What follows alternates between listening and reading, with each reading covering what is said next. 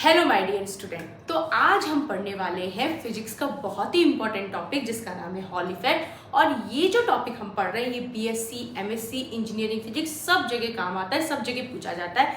और हम इसको आज एक शॉट के अंदर कंप्लीट करेंगे और इस तरीके से पढ़ेंगे कि लेक्चर के एंड तक आपको पूरा हॉल इफेक्ट अच्छे से समझ में आ जाएगा। तो अब हम स्टार्ट करते हैं क्या होता है हॉल इफेक्ट। तो देखिए, सबसे पहले हम जानते हैं कि हॉल इफेक्ट होता क्या है। ये हॉल इफेक्ट हमें ये बताता है कि जब किसी कंडक्टर या सेमीकंडक्टर के अंदर करंट को फ्लो किया जाता है, करंट कैरिंग कंडक्टर या सेमीकंडक्टर है और उसको उठा के प्लेस कर दिया है किसके अंदर, मैग्नेटिक फील्ड के अंदर प्लेस कर दिया जाता है। और ये जो मैग्नेटिक फील्ड होता है ना, ये परपेंडिकुलर होता है किसके, करंट की डायरेक्शन के। देखिए किस तरीके से ये हम मान के चल रहे हैं कि ये करंट जो है वो फ्लो हो रहा है, करंट फ्लो हो रहा है कौन सी डायरेक्शन में, प्लस एस डायरेक्शन के अंदर करंट फ्लो हो रहा है। किसके अंदर फ्लो हो रहा है, किसी सेमीकंडक्टर या कंडक्टर के अंदर।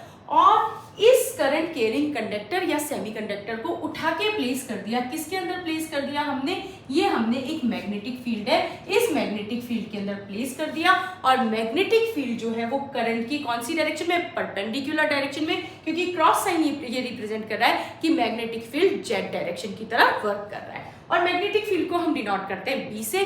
तो यानी कि एक हमारे पास में क्या है, करंट कैरिंग कंडक्टर जिसमें करंट हो रहा है एक्स डायरेक्शन में फ्लो, और इसको प्लेस कर दिया मैग्नेटिक फील्ड जो कि इसके परपेंडिकुलर डायरेक्शन के अंदर है। तो ऐसा करने पर यहाँ एक पोटेंशियल डिफरेंस डेवलप होता है और इसकी वजह से एक इलेक्ट्रिक फील्ड यहाँ पे जनरेट हो जाता है। इस इलेक्ट्रिक फील्ड को कहा जाता है हॉल इलेक्ट्रिक फील्ड। और सबसे इंटरेस्टिंग बात कि जो हॉल इलेक्ट्रिक फील्ड जनरेट होता है, ये चाहे वो मैग्नेटिक फील्ड हो या फिर वो करंट हो, इन दोनों की डायरेक्शन के परपेंडिकुलर होता है। यानी कि करंट अगर एक्स डायरेक्शन में है, मैग्नेटिक फील्ड जेड डायरेक्शन में है, तो जो आपका इलेक्ट्रिक फील्ड जनरेट होगा वो कौन सी डायरेक्शन के अंदर जनरेट होगा, वाई डायरेक्शन के अंदर यहाँ पे इलेक्ट्रिक फील्ड जनरेट हो रहा है। ओके, और इसको कहते हैं हॉल इलेक्ट्रिक फील्ड। और ये क्यों हुआ जनरेट, किस वजह से हुआ, ये तो जब हम पूरा इसका कॉन्सेप्ट पढ़ेंगे, इसकी थ्योरी पढ़ेंगे, वर्किंग पढ़ेंगे, तब हमें समझ में आ जाएगा। लेकिन फिलहाल हमें ये जानना है कि जब एक करंट कैरिंग कंडक्टर या सेमीकंडक्टर को मैग्नेटिक फील्ड के परपेंडिकुलर रख दिया जाता है तो वहां एक इलेक्ट्रिक फील्ड जनरेट हो जाता है। और इस इलेक्ट्रिक फील्ड की जो डायरेक्शन है वो करंट और मैग्नेटिक फील्ड दोनों की डायरेक्शन की क्या होती है, परपेंडिकुलर। तो यही स्टेटमेंट मैंने यहाँ लिखा है, आप देखिए, if a piece of conductor और सेमीकंडक्टर कैरिंग अ करंट, उनमें क्या फ्लो हो रहा है, क्या कैरी कर रहा है, current, is placed perpendicular to magnetic field. Magnetic field के हमने क्या रख दिया है, perpendicular. Then an electric field is produce, तो ये क्या प्रोड्यूस हो जाता है, electric field in the direction perpendicular to both, किस किस की डायरेक्शन, करंट की direction as well as magnetic field की डायरेक्शन, दोनों के परपेंडिकुलर क्या डेवलप हो जाता है यहाँ पे, इलेक्ट्रिक फील्ड। और इसे कहा जाता है हॉल इलेक्ट्रिक फील्ड। और जो पूरा का पूरा हमारे पास में फिनोमिना हो रहा है, इसको कहा जाता है, इस इफेक्ट को कहा जाता है हॉल इफेक्ट। तो एक बार आप इसको देख लीजिए, समझ लीजिए ध्यान से, क्योंकि इसके बाद मैं इसको यहाँ से हटाती हूँ और हम इसकी थ्योरी, इसकी वर्किंग को पढ़ना स्टार्ट कर देंगे। चलिए, तो अब हम समझते हैं इसकी थ्योरी को कि जो हॉल इलेक्ट्रिक फील्ड है ये क्यों जनरेट हुआ, कैसे जनरेट हुआ। तो अब मैं आपको स्टार्ट करती हूँ थ्योरी। देखिए एक्चुअली हुआ क्या, हम यहाँ पे आते हैं, ये हमारे पास में एक रेक्टेंगुलर क्या है, सेमीकंडक्टर, और ये बैटरी से कनेक्टेड है और इसके अंदर करंट फ्लो हो रहा है, कौन सी डायरेक्शन में फ्लो हो रहा है, प्लस एक्स डायरेक्शन के अंदर। तो मैं यहाँ लिख सकती हूँ कि करंट की अगर मैं डायरेक्शन की बात करूँ, डायरेक्शन ऑफ करंट हमारे पास में क्या हो गया, प्लस एक्स डायरेक्शन के अंदर क्या फ्लो कर रहा है, यहाँ पे करंट फ्लो कर रहा है। आपको समझ आ गया होगा, फ्लो हो रहा है प्लस एक्स डायरेक्शन में। और इस सेमीकंडक्टर को उठा के हमने कहाँ प्लेस कर दिया, एक मैग्नेटिक फील्ड जो इसके परपेंडिकुलर है। और मैं मान के चलती हूँ मैग्नेटिक फील्ड जो है ना वो कौन सी डायरेक्शन में, जेड डायरेक्शन के अंदर। तो इस जेड डायरेक्शन के अंदर क्या है, मैग्नेटिक फील्ड। तो मैं यहाँ लिख सकती हूँ कि जो हमारा मैग्नेटिक फील्ड है, पूरा लिख देती हूँ, मैं लिख सकती हूँ जो हमारा मैग्नेटिक फील्ड है, इस मैग्नेटिक फील्ड बी की डायरेक्शन कौन सी डायरेक्शन है, जेड डायरेक्शन। जेड डायरेक्शन के अंदर क्या है, मैग्नेटिक फील्ड है, डायरेक्शन के अंदर मैग्नेटिक फील्ड है। अब क्या होता है, मान लीजिए हमारा जो सेमीकंडक्टर है ये हमने एन टाइप सेमीकंडक्टर लिया है। एन टाइप सेमीकंडक्टर जो होता है उसके अंदर करंट कैरियर जो होते हैं वो कौन होते हैं, इलेक्ट्रॉन होते हैं। तो यहाँ पे इलेक्ट्रॉन है, करंट प्लस एक्स डायरेक्शन में जा रहा है, तो ऑब्वियस सी बात है इलेक्ट्रॉन मूव कर रहे हैं कौन सी डायरेक्शन के अंदर, माइनस एक्स डायरेक्शन के अंदर इलेक्ट्रॉन का ये मूवमेंट हो रहा है माइनस एक्स डायरेक्शन के अंदर। क्योंकि एन टाइप सेमीकंडक्टर है, करंट एक्स डायरेक्शन में है और इलेक्ट्रॉन फ्लो हो रहा है माइनस एक्स डायरेक्शन की तरफ। ओके, लेकिन जैसे आप इस करंट कैरिंग सेमीकंडक्टर को मैग्नेटिक फील्ड के अंदर रख देते हैं, परपेंडिकुलर मैग्नेटिक फील्ड के अंदर, तो यहाँ पे इन इलेक्ट्रॉन्स पे एक फोर्स वर्क करता है जिसे कहा जाता है लॉरेंट्ज फोर्स। ओके, ये आपने 10th 11th 12th सब में पढ़ रखा है कि इलेक्ट्रॉन जो फ्लो कर रहे हैं और अगर हमारे करंट कैरिंग और इस करंट कैरिंग सेमीकंडक्टर को किसी मैग्नेटिक फील्ड में रख दिया जाता है, जो इलेक्ट्रॉन होते हैं उन पे क्या वर्क करने लगता है, एक फोर्स, और उसे कहते हैं लॉरेंट्ज फोर्स। अब आप देखिए, अगर जो इलेक्ट्रॉन है वो इस डायरेक्शन में जा रहे हैं और इस पे फोर्स भी इसी डायरेक्शन के अंदर लग रहा है, तो ऑब्वियस सी बात है ये स्पीड अप हो जाएंगे। लेकिन कोई भी अगर इलेक्ट्रॉन है वो इस डायरेक्शन के अंदर जा रहा है और उस पे फोर्स अगर परपेंडिकुलर लगेगा तो ऑब्वियस सी बात है वो अपनी डायरेक्शन को क्या कर लेंगे, चेंज कर लेंगे। तो इस फोर्स की वजह से जो ये लॉरेंट्ज फोर्स या मैग्नेटिक फोर्स इन इलेक्ट्रॉन पे लग रहा है, इसकी वजह से इनकी डायरेक्शन क्या होती है, चेंज हो जाती है। और वो डायरेक्शन कौन सी होगी, किस डायरेक्शन की तरफ ये मूव करेंगे, ये हम डिटरमाइन करते हैं। यस, बिल्कुल सही, फ्लेमिंग के लेफ्ट हैंड रूल से। तो अब हम डिटरमाइन करते हैं कि ये जो इलेक्ट्रॉन है जो माइनस एक्स डायरेक्शन के अंदर जा रहे थे, इन पर मैग्नेटिक फील्ड की वजह से जो फोर्स लगा लॉरेंट्ज फोर्स, वो इनकी डायरेक्शन को कहाँ कर देगा। ठीक है, देखिए फ्लेमिंग लेफ्ट हैंड रूल के अंदर जो ये थंब होता है ये फोर्स की डायरेक्शन को डिटरमाइन करता है। ये जो हमारे पास में फिंगर होती है, फर्स्ट फिंगर, ये बताती है मैग्नेटिक फील्ड को, और जो मिडिल फिंगर होती है वो बताती है करंट की डायरेक्शन को। तो अब हम स्टार्ट करते हैं। फ्लेमिंग लेफ्ट हैंड रूल को अप्लाई करने के लिए मैग्नेटिक फील्ड की डायरेक्शन है प्लस जेड डायरेक्शन, जिसको हम डॉट से भी रिप्रेजेंट करते हैं। इसका मतलब है आउट ऑफ द पेपर। ठीक है, तो ये हमारी हो गई मैग्नेटिक फील्ड की डायरेक्शन। इसके बाद करंट फ्लो हो रहा है प्लस एक्स डायरेक्शन के अंदर, तो ये हो गई करंट की डायरेक्शन प्लस एक्स। तो आप देख रहे हैं कि जो हमारे पास में थंब है वो किसको बताता है, लॉरेंट्ज फोर्स, मैग्नेटिक फोर्स, और उसकी डायरेक्शन कहाँ पे आ रही है, डाउनवर्ड्स आ रही है। ये प्लस एक्स डायरेक्शन के अंदर करंट की डायरेक्शन हो गई। उसके बाद में ये हमारे पास में प्लस जेड डायरेक्शन के अंदर मैग्नेटिक फील्ड। तो ये जो फोर्स अप्लाई हो रहा है इलेक्ट्रॉन पे वो कौन सी डायरेक्शन में हो रहा है, डाउनवर्ड्स डायरेक्शन के अंदर फोर्स अप्लाई हो रहा है। यानी इलेक्ट्रॉन अब कहाँ पे मूव करना स्टार्ट कर देंगे, ये इलेक्ट्रॉन जो यूं जा रहे थे, अब ये इलेक्ट्रॉन यहाँ पे मूव करना स्टार्ट कर देंगे। और इलेक्ट्रॉन जब मूव करेंगे इस तरीके से, तो इस सरफेस पे कौन सा चार्ज आ जाएगा, नेगेटिव चार्ज आ जाएगा, क्योंकि इलेक्ट्रॉन पे फोर्स लग रहा है डाउनवर्ड, तो इलेक्ट्रॉन डाउनवर्ड आएंगे इस नीचे वाली EFGS सरफेस पे, और यहाँ आ जाएगा नेगेटिव चार्ज। सेम ऐसे अगर ये नेगेटिव चार्ज है तो ऑब्वियस सी बात है जो ये ABCD सरफेस है इसमें कौन सा चार्ज आ जाएगा, पॉजिटिव चार्ज आ जाएगा। और ऐसा क्यों हुआ है, ऐसा हुआ है इलेक्ट्रॉन पर लगने वाला फोर्स, वो भी कौन सा फोर्स था, लॉरेंट्ज फोर्स, मैग्नेटिक फोर्स की वजह से, जो इलेक्ट्रॉन पे कहाँ पे लग रहा है, डाउनवर्ड्स डायरेक्शन के अंदर लग रहा है। ठीक है, आगे अब मैं बात करूं कि ऑब्वियस सी बात है कि यहाँ पे पॉजिटिव चार्ज आ गया इस सरफेस पे, यहाँ नेगेटिव आ गया। इस तरीके से ये जो हमारे पास में दोनों सरफेस है, इन दोनों सरफेस पे चार्ज आने की वजह से एक पोटेंशियल डिफरेंस यहाँ पे जनरेट हो जाएगा। इन दोनों सरफेस के बीच में क्या आ जाएगा, एक पोटेंशियल डिफरेंस जनरेट हो जाएगा, और इस पोटेंशियल डिफरेंस को कहा जाएगा होल पोटेंशियल डिफरेंस, VH से हम इसको रिप्रेजेंट करेंगे। ठीक है, क्योंकि आपको दिख रहा है दोनों सरफेस पे क्या आ गया, अपोजिट चार्ज, तो ऑब्वियस सी बात है पोटेंशियल डिफरेंस, जिसे क्या कहा जाता है, होल पोटेंशियल डिफरेंस, जिसकी वजह से यहाँ पे एक इलेक्ट्रिक फील्ड एस्टेब्लिश हो जाएगा। ओके, सबसे पहले अब हम डिटरमाइन करते हैं कि इलेक्ट्रॉन पे जो लॉरेंट्ज फोर्स लगा है उसकी क्या वैल्यू होती है। तो देखिए FL इज इक्वल्स टू होता है QV क्रॉस B, ये आपने पढ़ भी रखा है। V क्रॉस B खुलता है VB साइन थीटा से, और थीटा की वैल्यू 90 और साइन 90 हो जाता है हमारे पास में 1, तो हम लिख सकते हैं FL इक्वल्स टू QVB, ये हमारे पास में यहाँ पे हो जाएगी इक्वेशन नंबर 1। और ये V क्या है, ये V होती है ड्रिफ्ट वेलोसिटी, ये V हमारे पास में क्या हो जाती है, ड्रिफ्ट वेलोसिटी।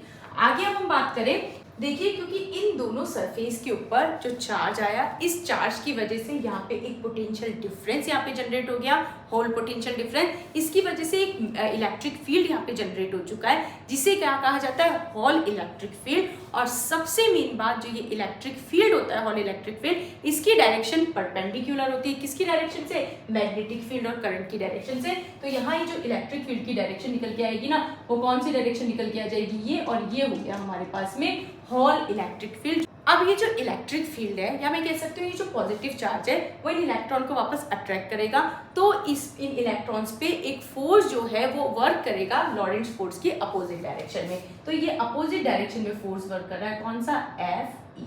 ठीक है, और इसकी वैल्यू क्या हो जाएगी, FE, इलेक्ट्रिक फोर्स जो हमारे पास में वर्क कर रहा है उसकी वैल्यू हो जाएगी FE इक्वल्स टू QE।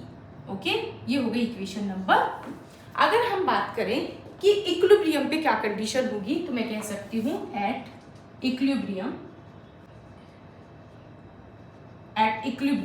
क्या कंडीशन होगी इक्विलिब्रियम पे?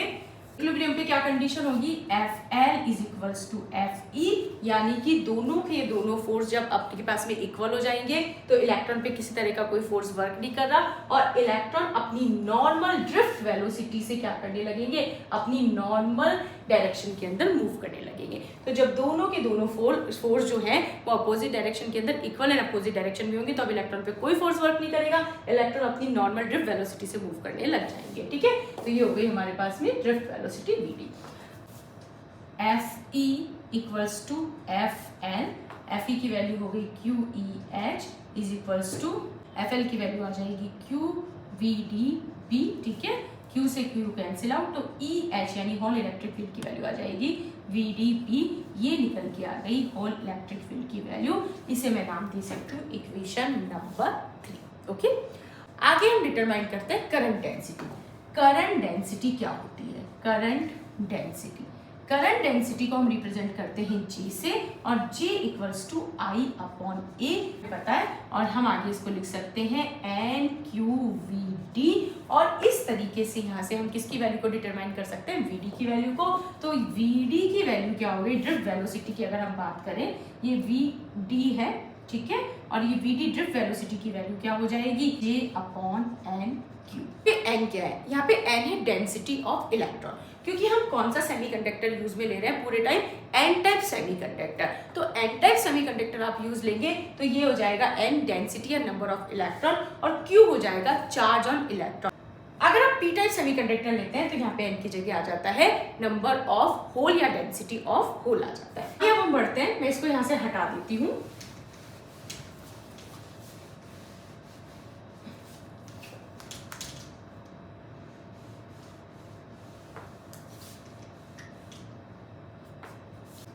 तो देखिए अब हम इस Vd की वैल्यू को पुट कर सकते हैं हमारी इक्वेशन नंबर 3 के अंदर। तो मैं लिख सकती हूँ put value of Vd drift velocity की वैल्यू इन इक्वेशन नंबर 3। तो क्या हो जाएगा? EH is equals to 1 upon NQ, और यहाँ पे हमारे पास में JB। और अब सबसे मेन बात कि जो 1 अपॉन NQ होता है ना, इस 1 अपॉन NQ को कहा जाता है RH से रिप्रेजेंट किया जाता है, और ये RH क्या होता है? Hall coefficient. ये क्या होता है? Hall coefficient. और हॉल इफेक्ट को डिटरमाइन करने के लिए हॉल कोफिशिएंट की वैल्यू निकालना बहुत जरूरी है, क्योंकि हॉल इफेक्ट हॉल कोफिशिएंट की टर्म में डिटरमाइन किया जाता है। तो RH equals to 1 upon NQ हमारे पास में आ जाता है। और देखिए इस RH की वैल्यू से हम ये पता लगा सकते हैं कि सेमीकंडक्टर हमारा N टाइप है या P टाइप। देखिए कैसे, ये N तो आपके पास में होता है नंबर ऑफ जो भी चार्ज कैरियर है। अगर N टाइप सेमीकंडक्टर की बात करें तो चार्ज कैरियर इलेक्ट्रॉन, और Q होता है हमारे पास में चार्ज। तो अगर इस चार्ज की वैल्यू नेगेटिव आ गई, यानी कि मैं कह सकती हूँ कि ये जो हमारे पास में RH निकल के आया, इस RH की वैल्यू नेगेटिव अगर आ जाती है तो सेमीकंडक्टर कौन सा है? N टाइप सेमीकंडक्टर है। और इस RH की वैल्यू अगर कौन सी निकल के आती है? पॉजिटिव, तो वो कौन सा हो जाता है? P टाइप सेमीकंडक्टर हो जाता है, क्योंकि 1 अपॉन NQ P टाइप के अंदर यहाँ पे क्या आ जाता है? नंबर ऑफ होल या डेंसिटी ऑफ होल, और चार्ज कैसा आ जाएगा? पॉजिटिव। तो इस तरीके से RH की वैल्यू हमें ये बताती है कि N टाइप सेमीकंडक्टर या P टाइप सेमीकंडक्टर है। ओके, अब आगे हमारी इस इक्वेशन से अगर हम बात करें, इस वाली इक्वेशन से हम इसको लिख सकते हैं EH इक्वल्स टू क्या हो जाएगा? RHJB, और यहाँ से RH की वैल्यू जो हॉल कोफिशिएंट है वो क्या आ गया? EH अपॉन JB हमारे पास में निकल के आ जाती है। ठीक है, यानी कि RH equals to Hall electric field upon current density, और साथ में आ गया मैग्नेटिक फील्ड। और इसके अलावा RH इक्वल्स टू क्या हो जाता है हमारे पास में? 1 अपॉन NQ। ये RH की दो वैल्यूज। ठीक है, आगे बढ़ते हैं। अब हम बात करें EH क्या हो जाएगा? होल इलेक्ट्रिक फील्ड क्या हो जाएगा? होल इलेक्ट्रिक फील्ड हमारे पास में हो जाएगा ये जो दोनों सरफेस है इनके बीच में ये होल इलेक्ट्रिक फील्ड या इलेक्ट्रिक फील्ड जनरेट हुआ है, तो इन दोनों के बीच का पोटेंशियल डिफरेंस अपॉन इलेक्ट्रॉन ने कितनी डिस्टेंस ट्रेवल की है। एक्चुअली ये जो डिस्टेंस है ना यहाँ से यहाँ तक की ये डिस्टेंस है हमारे पास में, इसको हम ले लेते हैं d, और जो ये थिकनेस है इस रेक्टेंगुलर शीट की वो है कितनी t, स्मॉल t हमने ले ली। तो यानी जो पोटेंशियल डेवलप हुआ है तो इलेक्ट्रॉन ने कितनी डिस्टेंस को ट्रेवल किया है, d डिस्टेंस को यहाँ पे इलेक्ट्रॉन ने ट्रेवल किया है, तो हम लिख सकते हैं EH equals to VH upon ये d डिस्टेंस जो दोनों सरफेस के बीच में।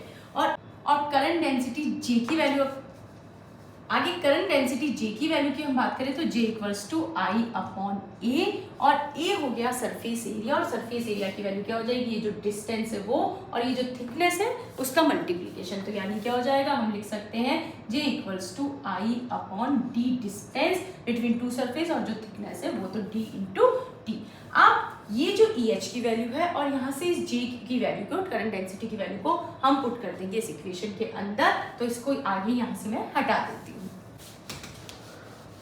तो ये दोनों वैल्यूज को मैं यहाँ पुट कर दूँ तो RH इज इक्वल्स टू क्या हो जाएगा, VH अपॉन D, और J की वैल्यू को अगर हम पुट करें तो क्या हो गया, I upon D into T, और यहाँ पे हो गया B, क्या कुछ कट रहा है, बिल्कुल D से D कैंसिल आउट, तो RH इज इक्वल्स टू क्या निकल के आ गया, VHT upon IB।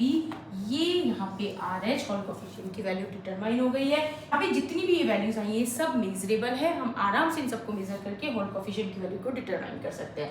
VH potential difference हो गया, T थिकनेस हो गई जिसे हम डिटरमाइन कर सकते हैं, B मैग्नेटिक फील्ड है जो हमने अप्लाई किया है, और I करंट जो बैटरी के थ्रू यहाँ पे फ्लो हो रहा है। तो इन सब की वैल्यूज को पुट करके और होल कोफिशिएंट की वैल्यू को यहाँ पे आराम से डिटरमाइन किया जा सकता है। और यहाँ पे इस तरह हॉल कोफिशिएंट की वैल्यू को डिटरमाइन करने के बाद यहाँ पे जो चार्ज कैरियर है इनकी डेंसिटी को या इनके नंबर को भी हम डिटरमाइन कर सकते हैं। देखिए कैसे, RH इक्वल्स टू ये हो गया, साथ में RH इक्वल्स टू क्या होता है 1 अपॉन NQ। तो अब हमारे पास में N इक्वल्स टू क्या हो जाएगा, नंबर ऑफ चार्ज कैरियर की वैल्यू अगर आपको डिटरमाइन करनी है तो क्या हो जाएगी, N equals to IB upon VHT,